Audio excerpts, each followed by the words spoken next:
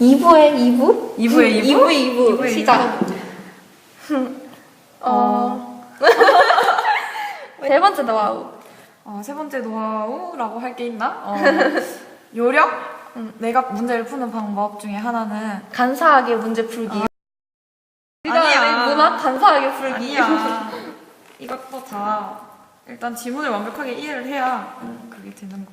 그렇지 않을까? 이번에는 뭐냐면 아까 문제 뭐 보기 선지를 잘 봐라. 먼저 읽고 들어가라 그랬잖아.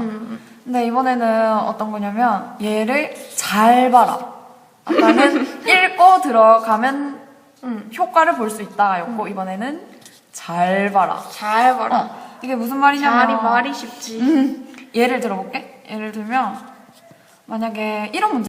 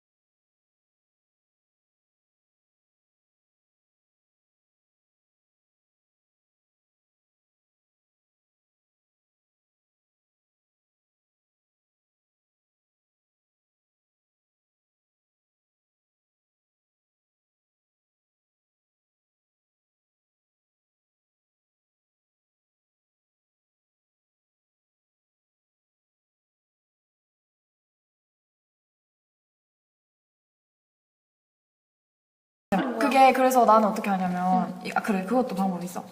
가는 나와 달리 뭐 이러이러한 특징이 있다 이렇게 하잖아. 그러면 이게 마음이 급하거나 하면 그냥 막 이게 맞아. 또 밑에 문제 보면 나는 가와 달리래요 또. 맞아. 아 진짜 열받는다. 그러면 헷갈린단 말이야. 이렇게 해놨어. 응. 그러면 헷갈리지. 그러면 나는 어떻게 하냐면 얘를 아예 지워버려. 그러면 우리가 봐야 될 핵심은 지금 이 뒤에 말하는 특징은 가에 대한 거란 말이야. 그러니까 나와 달리가 그렇게 크게 중요하지가 않아. 그래서 얘를 지워버리면 가는 뭐다. 바로 읽히잖아. 마치 밑에도 은희쌤이 쓰레기 지워. 지워 가로 치고 버려 이런 거야. 이것도 이렇게 지워버리면 나는 이렇다 하고 바로 남아버리잖아.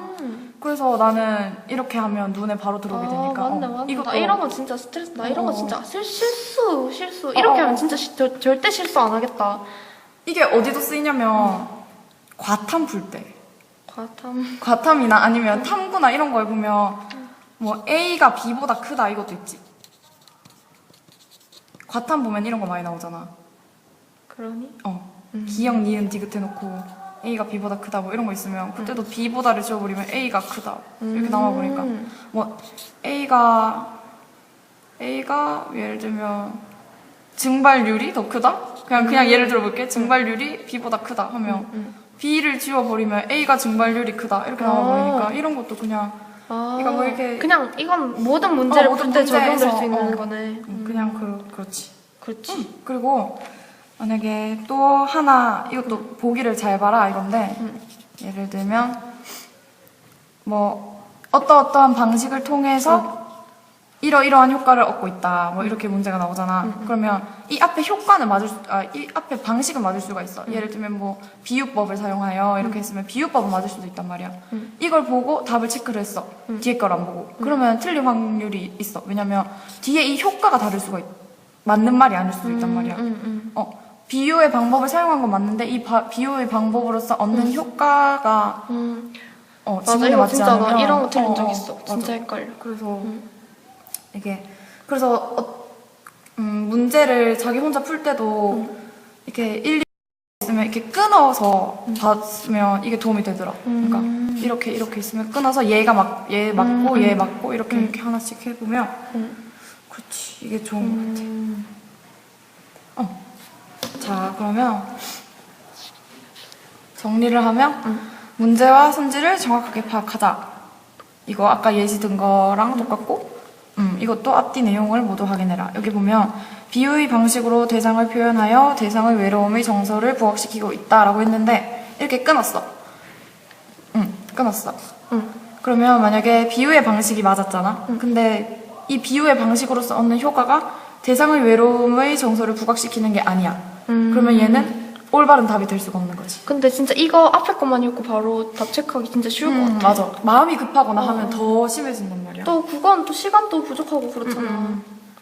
그렇지. 그래서 내가 하나 들고 왔는데 아, 그러면 잘 안 보이니까 어디 이 문제지? 그러면 좀 옮길게. 보이지? 보이나? 응, 보여.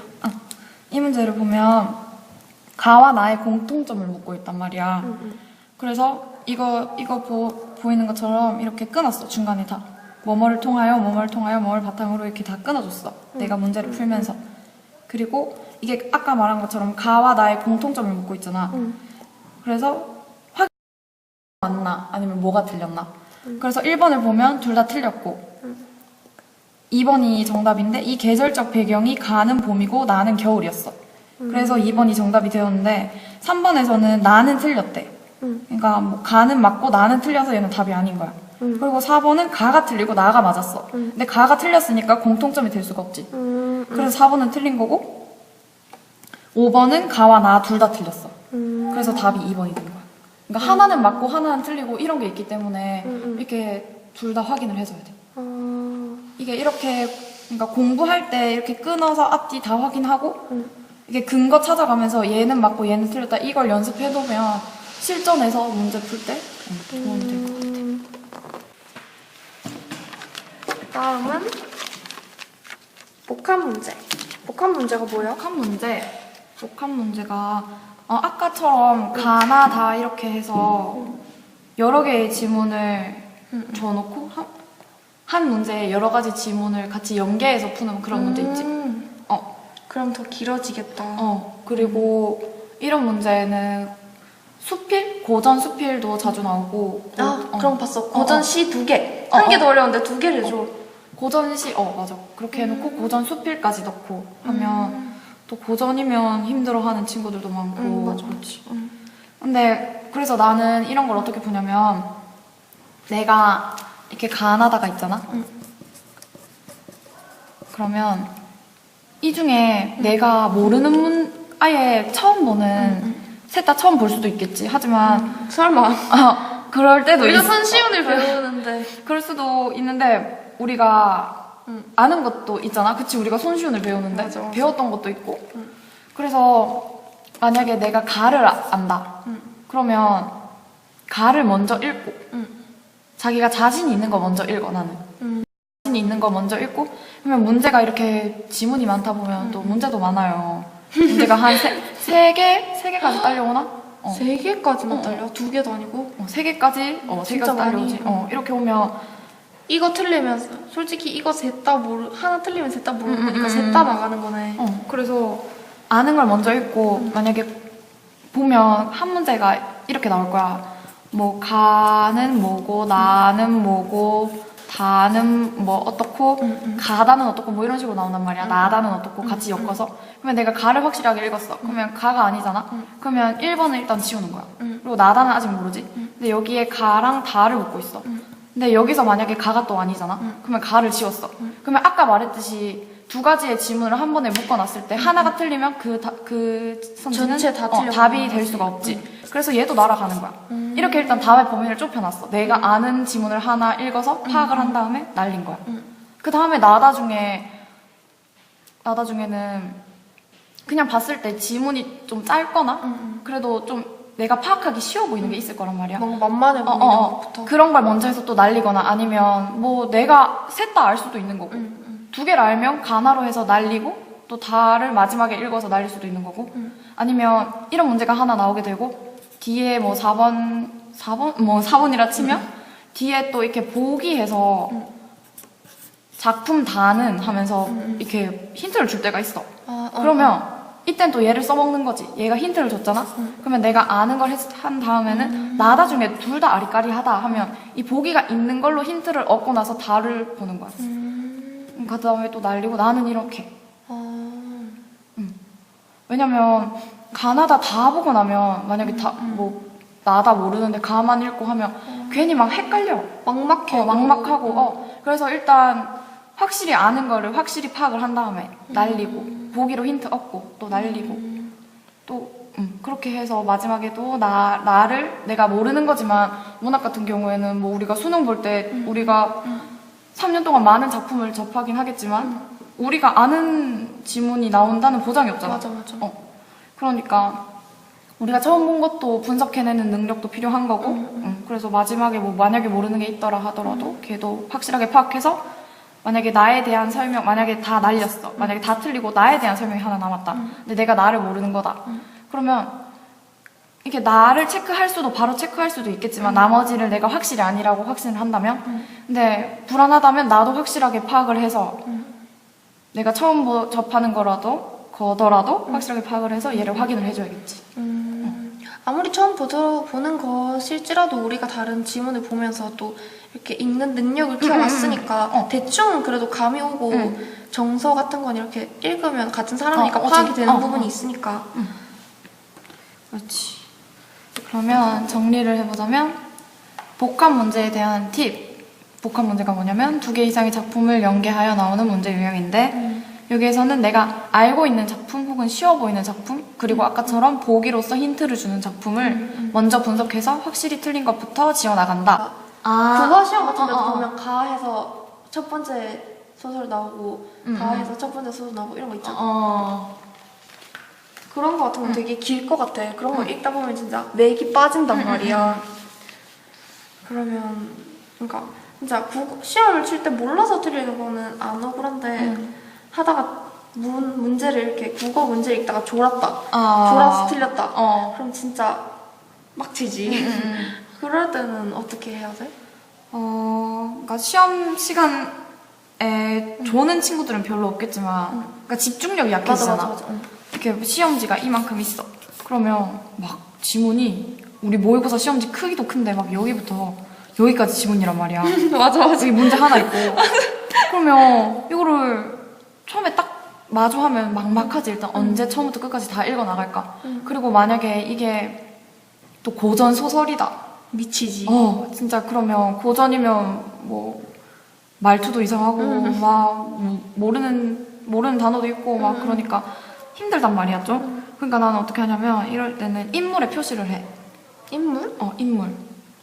소설이면 인물이 등장하게 돼 있잖아. 여러 인물이. 그러면 인물이 등장하면 만약에 이 인물은 동그라미 치고 이 인물은 세모 치고 이 인물은 뭐 별표 치고 이렇게 읽어나가. 특히 이게 고전 소설에서 나는 그렇게 하는데 왜냐면 고전 소설 같은 경우에는 한 인물인데 같은 인물이야. 동일 인물인데 표현 방식이 막 다르단 말이야. 뭐 여기서는 그냥 진짜 그냥 이름이 나왔다가 뒤에 가면 장 선생 장 모시기면 밑에 장 선생 무슨 재상 이러면서 맞아. 그런 게 나와. 그러면 읽다 보면 나중에 가면 헷갈려. 그러니까 내가 읽어 나가면서 바로바로 표시를 해놓으면 나중에 만약에 문제를 똑같은 네모 표시면 내가 얘구나 같은 사람이구나. 이게 만약에 문제를 풀다가 막혀서 다시 지문을 보게 되는 경우도 있잖아. 그때 그러면 같은 인물이었구나 바로 파악이 되니까 이게 그리고 같은 인물임을 내가 파악하려면 집중을 해서 읽어야 되잖아. 그래서 집중해서 끝까지 읽는 거에도 도움이 되기도 하고. 또 이거는 연습할 때. 그러니까 모의고사 풀 때 말고? 모의고사 풀 때는 풀 때도 도움이 되긴 하는데 이게 무슨 얘기를 하려고 하냐면 장면을 끊는 거야. 장면별로 이렇게. 장면이란 게 말이야. 장면이라는 게 만약에 장면을 찾기가 힘들면 그렇게 하면 돼. 공간적 배경이나 공간적 배경은 바뀌면 우리가 눈에 바로 보이잖아. 공간적 배경이나 아니면 시간적 배경이 바뀌는 부분 있지. 거기에서 한 번씩 끊어주면 돼. 이렇게.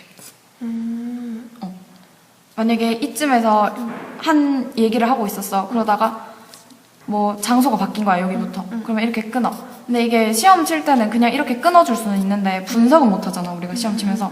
근데 우리가 연습할 때는 그냥 우리가 기출문제로 문제를 풀거나 할 때는 문제를 풀고 채점을 한 후에 공부를 해야 되잖아, 그 지문에 대해서. 그렇게 할 때는 이렇게 끊어서 이 장면에서 인물의 감정은 어땠나, 이 인물들의 관계는 어떤가, 그런 거를 파악하는 거지.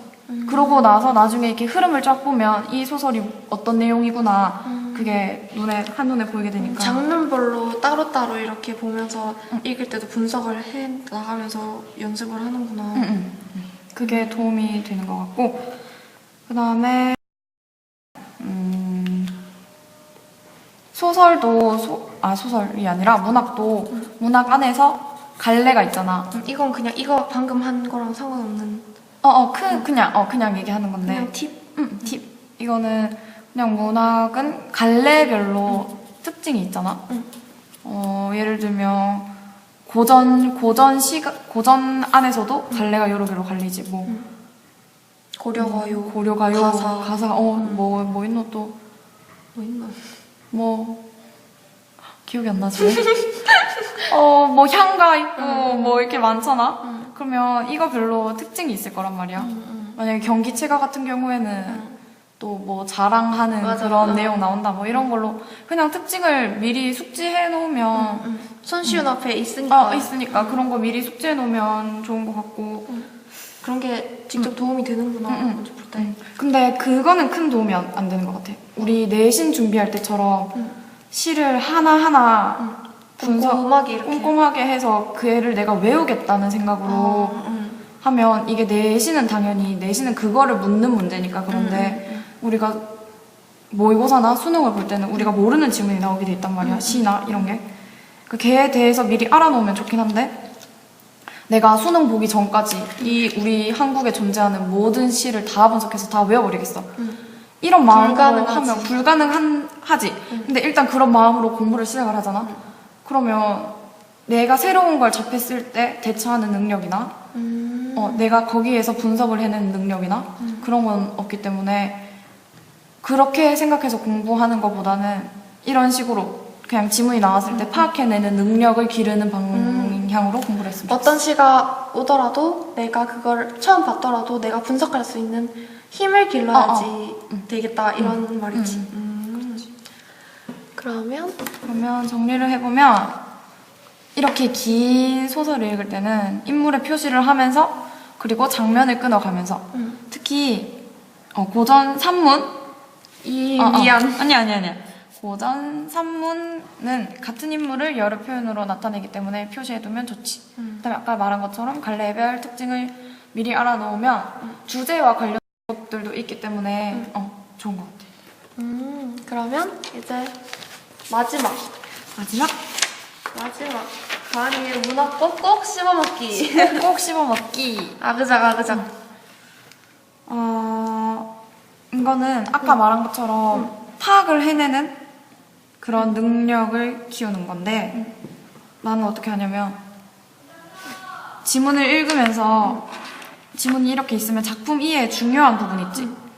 시나 뭐 이런 거에 이게 중심 소재인 것 같다 하면 동그라미나 뭐 밑줄을 치거나 이럴 수도 있고, 아니면 이 부분은 뭐 이런 걸 의미하는 것 같다 이렇게 하면 그냥 내가 여기에 메모식으로 이렇게 옆에 적으면서 이렇게, 그러면 내가 쌓일 거 아니야, 이 지문 안에. 그러면 답지를 보면 이게 여기 이 시에 대한 해설이 나와 있잖아. 그때 나의 생각과 비교를 하는 거야.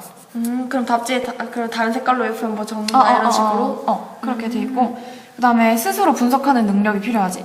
아까 말했듯이. 아까 말했듯이. 그러니까 그러면 만약에 시어가 나왔다, 아까처럼 동그라미 친 시어가 있다. 그러면 이 시어가 함축적인 의미를 가지고 있을 거란 말이야. 그러니까 이 시어가 무엇을 의미할까도 생각해보고, 화자의 정서나 어조나 이런 것도 지문 옆에 정리를 해놓든지 한 다음에 답지랑 비교를 해보고, 그 다음에 나는 답지 활용이 좀 크다고 생각하거든. 답지. 근데 무조건 문제를 풀고 바로 답지를 보면 안 돼. 그러니까 문제의 답은 맞았다 틀렸다만 체크를 해놓고, 이 시나 소설이나 분석을 할 때는 일단 무조건 내가 해봐야 되는 거야. 처음부터 끝까지. 답지 보고 이렇게 해서 내가 이 답지에서 있던 거를 문제에 옮겨 적은 거를 분석, 외우고 이렇게 이해하겠다. 그런 게 아니라 내가 혼자 해서 해보겠다. 답지는 그냥 확인하는 용도일 뿐. 뭐 이런 그런 거. 그런 거지. 그래야 내가 분석해낸 능력이 향상이 되니까. 그래, 어떤 시가 오더라도 내가 다 분석해내겠다. 그런 힘을 기울 수 있는 거고. 그렇지. 그리고 문제를 풀 때도 선지에 이게 사고 과정을 이거 적으면서 진짜 저번에 우리 미리 준비하면서 들었을 때 이 부분이 정말 좋았던 것 같아. 이거 내가 또 들고 왔거든, 문제를. 근데 그러니까 사고 과정을 적으면서, 그러니까 근거를 찾아가면서. 문학도 근거가 있거든. 문학에도 근거가 있기 때문에 그게 답이 되는 거기 때문에 걔를 찾아가면서 풀면 좋은데, 여기 있는데 보이나? 어느 문제야? 4번? 4번. 선지 4번까지 보이네? 잠깐만. 됐다. 잡고 있으면 될 것 같아. 여기서 보면 A와 B에 대한 감상으로 적절하지 않은 것을 묻고 있거든? 근데 이거를 그냥 읽으면서 얘 틀렸네 해서 체크할 수도 있겠지만 나는 이게 실제 모의고사가 아니기 때문에 공부하는 입장에서 문제를 푸는 거잖아? 그래서 나는 이렇게 다 적어가면서 푸는데 수직과 수평의 이미지를 통해 공간을 묘사하고 있다. 만약에 이렇게 문제가 나왔을 때는 이게 맞는 답이잖아? 근데 이렇게 동그라미만 칠 게 아니라 뭐 때문에 이게 수직과 수평 이미지를 가지는지를 내가 이 시에서 찾는 거야. 이 시에 보면 절벽과 강이 나오거든? 그러니까 절벽에서는 수직의 이미지를 느끼고 강에서는 수평의 이미지를 느낄 수 있다. 이렇게 내가 찾아 적는 거지, 여기에.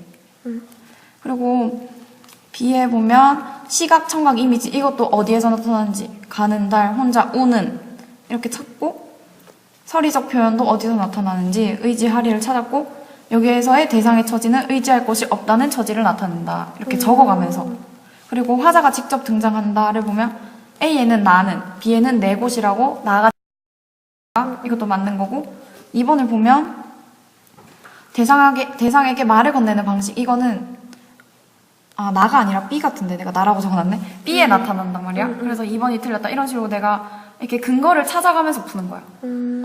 그러면 실전에 도움이 될 것 같아. 그냥 답을 체크만 하는 게 아니라 이렇게 해야 공부도 더 되고 내가 이 시에 대한 분석도 더 잘 되고 그런 것 같아. 그렇군. 그러면 이제 또 2부가 끝이 났네? 그치. 맨 마지막에 문학 꼭꼭 씹어먹기 있었던 이걸 보여줘야지. 문학 꼭꼭 씹어먹기. 이게 순서야? 순서? 1, 2, 3이 순서야? 순서네. 맞네. 이걸 태연이가 적은 거여서. 내가 순서 같아서 적었어. 그래, 이거는 내가 지문 읽으면서 문제를 풀 때 이건 하는 거고 문제를 푼 후에 스스로 분석을 한 다음에 분석을 마쳤으면 그때 내 분석과 답지를 활용해서 작품 이해를 마치는 거지. 난 진짜 네가 오늘 2부에서 이게 진짜 제일 좋은 것 같아. 문제풀이 시 선지의 사고 과정을 적으면서. 그러면 또 2부가 끝나고 다음은 2부의 3부. 2부의 3부가 2부의 마지막이 될 것 같으니까 2부의 3부도 알찬 내용 담아오도록 하겠습니다. 네, 이따 봐요. 네.